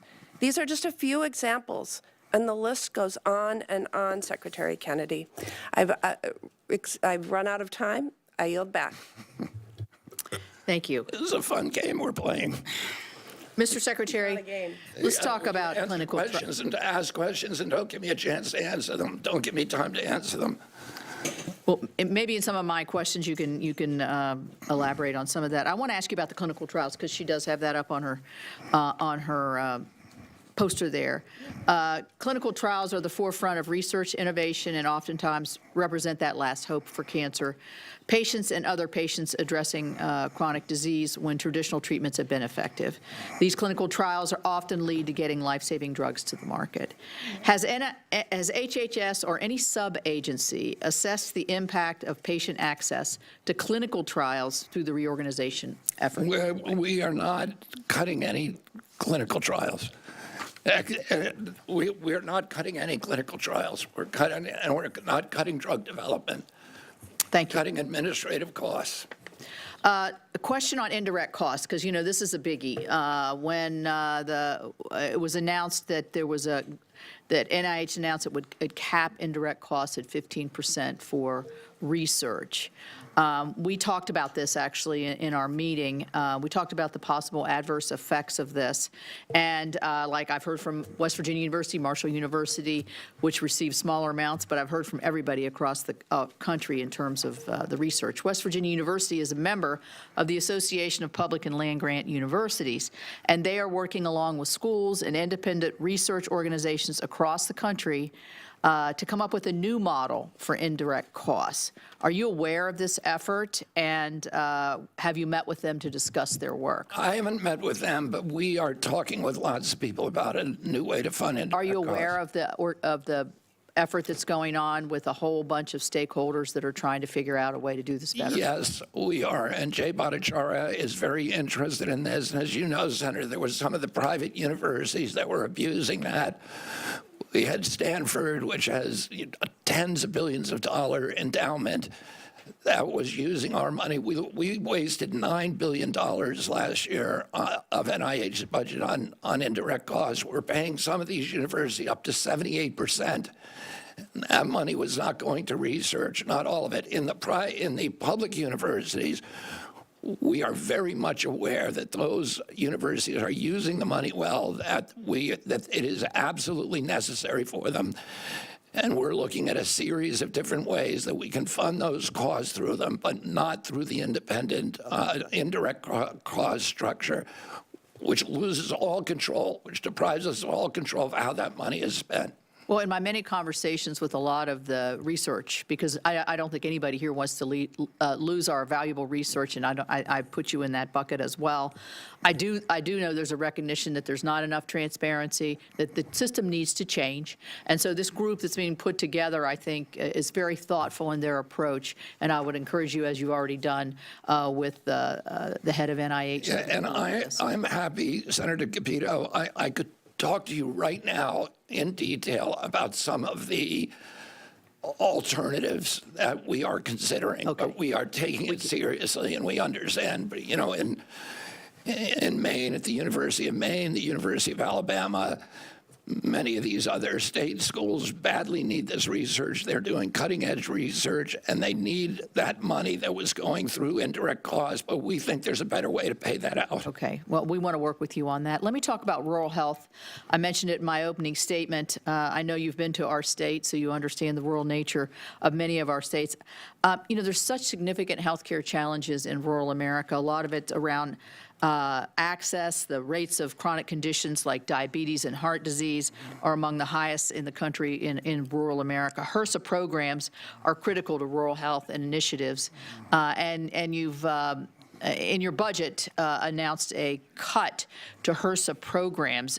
I am concerned about that because of the access issue and because of the inequities that I think I see, and I think we see sometimes between where people have easier access to health care than in rural America. You got transportation issues, you have connectivity issues, you have just generational issues of passing down different diseases. How is rural America going to be better under your new reorganization? You know, there's a lot of ways, as you point out, under HRSA, and this is a priority for me. It's one of the commitments I made. When I was doing my Senate confirmation, it was the issue that was most often raised by the various senators who I talked to. These facilities, we're seeing an epidemic of closures in rural hospitals, rural areas around the country, and these not only provide critical access to care. If you don't have that hospital, people may have to drive 2 or 3 hours to get to a site, and that means people will die. They also are critical to the economy and the culture of rural America. They provide jobs and high-paying jobs, and they're economic drivers for those communities. So we're determined to keep them open and to do everything that we can to help them. And we're doing that through a combination of different ways under HRSA, through the community health centers, the National Health Service Corps, which provides badly needed personnel, which is a huge deficit in rural areas. The GME program, which does education for those through rural health, but also through innovations like to provide better health care through telehealth and through AI and through wearables and apps that can actually save people hospital trips. I spent 2 hours yesterday meeting with the CEOs of some of the biggest and most effective health tech companies in the country, and the potential that we have to transform rural health care. For me, I walked out of that meeting very, very optimistic and very excited about the capacity that we now have through technology and AI to transform, to save, to rescue rural health care around this country. Thank you very much. Senator Durbin. Thank you for being here, Mr. Secretary. Let me ask you a startup question. Do you know the #1 cause of preventable death in America today? The #1 cause? Well, I know what the #1 cause of deaths is in this country. I'm not sure what you're talking about. I'm talking about tobacco. You fired the head of the CDC's Office of Smoking and Health and eliminated their efforts from your budget. Hundreds of employees at FDA's Tobacco Center, including the director, have been let go. If we are genuinely concerned, and I believe you are, about the health of America and making it better, something as basic as the #1 preventable cause of death is not served by that kind of dismissal. Let me take you to another issue that I think is personal to me in a way. It reflects a tragic situation involving ALS. A friend of mine named Brian Wallach used to work in the Obama White House, and Brian met his wife-to-be, Sandra Abravaya, who was my press secretary. They married. When their second daughter was born, Sandra came home from the hospital to learn that her husband had ALS. Brian and Sandra have been fighting a battle now for 8 years. He's still alive. He can no longer walk or talk, but he has hope. He loves his family, and he's hoping that something will break through in ALS that gives him a chance for a future. Please explain to Brian and Sandra and their 2 young daughters why you've canceled ALS grants at institutions across this country and why you think research for diseases like ALS should be cut by 40% next year. Senator, I don't know about those cuts. I will have to, I don't know if that's true. I don't know if those were part of the rifts, in which case the people were not fired, but they were put on administrative leave. The issues that you're talking about are issues that are important to me: tobacco, ALS, and I know you have a passion for congenital heart disease as well. Those are all issues that I'm deeply concerned with, and I'm happy to meet with you at any time and talk about the programs and what we can do to make them better. Of course, you're welcome, and I think the conversation is important. But I want to remind you, on April 1st, 10 laboratory heads at National Institute of Neurological Disorders and Strokes received their layoff notices. They were all PhDs and senior investigators. They're not administrators, whatever that might be. They were running intramural labs at NIH. If you have your way, they'll all be gone on June 2nd. Science Magazine reported 25 of 320 physician researchers at NIH's Internal Clinical Center are leaving, and the number of patients treated in the hospital has been reduced by 30%. 3 grants involving ALS and dementia work at Northwestern University in Illinois have been paused. One looking at how to stop the buildup of damaged proteins, another looking at cellular mechanisms that can be drug targets. Just last week, an ALS researcher at Harvard had his grant cut that was using AI to accelerate the reversal of ALS symptoms. Brian Wallach is waiting for a cure. He is not giving up.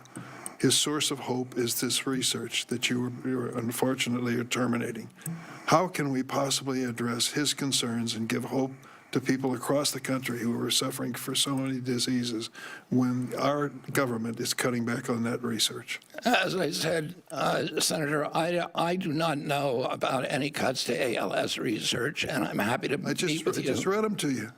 Yeah, I will have to go and talk with Jay Bhattacharya and find out what the rationale was for those cuts. I just don't know about them until you told me about them at this moment. There are many things that concern both of us about the state of public health in America. And questions you've raised, I think, are legitimate questions, many of them, that I want to follow through. I want to know the honest scientific answer to these questions. And I want to make this point. Cutting medical research is giving up on the future. You can't do that. These families are counting on you, Secretary, and counting on your department to do this research. It gives them hope to live another day. Turning out the lights and saying you're doing it in the name of efficiency or DOGE or whatever it is no consolation to these families that are struggling. Thank you, Madam Chair. Senator Moran. Thank you, Chairman. Secretary, welcome. Kansas, my home state, is one of several states that are facing the impact of a recent measles outbreak. We had 56 cases confirmed measles, with 54 cases being in a southwest part of our state. Among the 54 outbreaks, 48 of those patients were unvaccinated or had unknown vaccination status. Overall, the state's cases, 45 of those patients or victims of measles were children. What do you need? What do you need from us And what can you do currently to be of help to the Kansas Department of Health and Environment in support of their response to ensure that this outbreak doesn't spread and to make sure that those who have been positive for measles are cared for and this becomes a thing of the past, not a thing of the future? Yes, Senator. The best way to prevent the spread of measles is through vaccination. We urge people to get their MMR vaccines. There are groups in this country that don't want to be vaccinated many of them for religious reasons. I've spent a lot of time with the Mennonites, and the MMR vaccine has millions of fragments of human DNA in it from aborted fetal tissues, and that's a religious objection for them that I have to respect. We need to be able to treat people who do get sick, which the CDC does not give people advice, physicians advice on now until I came in and we started a new program to treat people who actually get sick. We've done a better job at controlling measles since I came into this agency than any other country in the world. Today we're at 1,035 cases, and we only added 27 cases last week. Canada, which is 1/8 of our population, has an outbreak double that size, and they added 300 last week. Mexico, which has a population a third our size, has almost the exact number of measles that we do. Europe has almost 7,000 cases, so 7 times what we have, and they're growing and adding cases. Want to break away right now to President Trump, that closed-door House GOP conference ending. These are his comments right now as he is standing with Speaker Mike Johnson. I don't think so. No, that's what I did. That's really what we did today. I think it was a really great. That was a meeting of love. Let me tell you, that was love in that room. There was no shouting. I think it was a meeting of love. There were a couple of things that we talked about specifically where some people felt a little bit one way or the other, not a big deal. And I covered them. It wasn't so much a speech. I covered certain points. And I think I'd be very surprised. You told him you were losing patience. Are you losing patience? No, I didn't tell him. Who told you I said I'm losing? That's what we heard inside the room. You But it's a lie. Wait. Who's told you that? What we heard from people inside the room. Oh, really? It's totally true. I never used the term. I didn't say losing. I didn't even talk about it. In fact, it's the opposite. I think we're going to get it done. I'm not losing patience. We're ahead of schedule. Anybody that told you that is a liar. Wait a minute. I never mentioned the word losing patience, because I'm not losing patience. We're ahead of schedule. That's why I asked you. I want to get more clarity. Why don't you go back to your source and tell them they're liars, if the source even exists? Passes the House. Yeah. Senators are already talking about making a number of changes over Sure. their chamber. Always Is have. that okay? Or do you want them to swallow this bill? In some cases, they have things that I like even better. No, it always happens. There'll be some changes. But John Thune and Mike have been very closely aligned on this. They've been moving it up together. Mr. President, apparently you said don't act with Medicaid. Apparently you did say in the room. There is some concern among some Republicans, including Senator Josh Hawley, that this could impact benefits and there could be amount to quote hidden tax on the working. Here's what I said. I'm wondering if you're. Here's what I said. What do you want to say? I said waste, fraud, and abuse for Medicaid. If you find waste or fraud or abuse, we want to strengthen Medicaid. We want to strengthen Medicare. Waste, fraud, and abuse. The Democrats will let illegals be on. They'll destroy it. It will be destroyed. They want to have illegal immigrants be on. And if you do that, because it wasn't designed for that. Waste, fraud, and abuse. Can you guarantee that your voters who supported the election, particularly working class voters, will not lose health insurance under this bill? Oh, they won't lose health insurance. Not only that, remember, I'm cutting drug prices by 85%. And right now, I'm saving it. I'm saving the whole thing because I did something that nobody was willing to do. Other countries pay a tiny fraction what we do. And I instituted favored nations. We're now going to pay the lowest in the world. We're going to be the equivalent of the lowest country in the world. People go to London, they go to Canada, they go to other countries, many other countries. because they want to buy their pharmaceutical products, their drugs, at a fraction of the cost. Now we're going to have the lowest cost anywhere in the world, and nobody else would do that but me. And that might be an election by itself, might be election winning. Now, when you add that in, when you put that into Medicaid and Medicare, we've just strengthened Medicare and Medicaid. And the Democrats won't do that. You know why? Because they're taken care of by the drug companies. And the ones that are taken care of are hard line. Some Republicans get money from drug companies, and that's okay, because they're okay with it. I talked about it. The drug companies take care of everybody. It's the biggest lobby, most powerful lobby in the world. There's no lobby like that. But the Republicans are okay with it. Not only okay with it, they love it. It was time. So we're going to cut drug prices from 75 to 85, in some cases even more than that. You know, I was telling the story that, and some of you were at that news conference. I gave a news conference where I was the first one in 18 years to cut drug costs for the year. And they were like a quarter of a point to half a point less. And I was very proud of that. Now I'm cutting them by 80, 85%, because I stopped the scam. This was a scam between the middlemen and the drug companies. This was a giant scam. And by the way, and other countries, because other countries fought for this. This was a giant scam, and we're not going to have it. So remember this. Go back and tell your people, if you'd like to, that the Republican Party is cutting the cost of drugs by as much as 85%. Not 8%, not 5%, not 1%, 85%. And you're going to have the lowest drug prices anywhere in the world, because I'm doing favored nations. And it's all done. I signed it. And the Democrats will unsign it, and the drug prices are going to go. And I think on that issue alone, you can't lose an election. Mr. President, say that your DOJ is weaponizing with the arrest of a congresswoman, Democratic congresswoman. Oh, give me a break. Did you see her? She was out of control. Did you address those days are over. Did The you days tell her of to do woke. that? The days of woke. No, I didn't. The days of woke are over. That woman, I have no idea who she is. That woman was out of control. She was shoving federal agents. She was out of control. The days of that crap are over in this country. We're going to have law and order. Mr. President, thank you very much. You campaigned on lowering the price of groceries. How do you justify cutting food assistance in this bill? Let me just tell you, the cut is going to give everybody much more food, because prices are coming way down. Groceries are down. Eggs. You told me about eggs. You asked me a question about eggs my first week. You said eggs. I said, I just got here. Tell me about eggs. And it was going through the roof. You know that eggs now are way down. Everybody's buying eggs. Groceries down. Energy's down. Gasoline is now they're buying gasoline now for $1.99.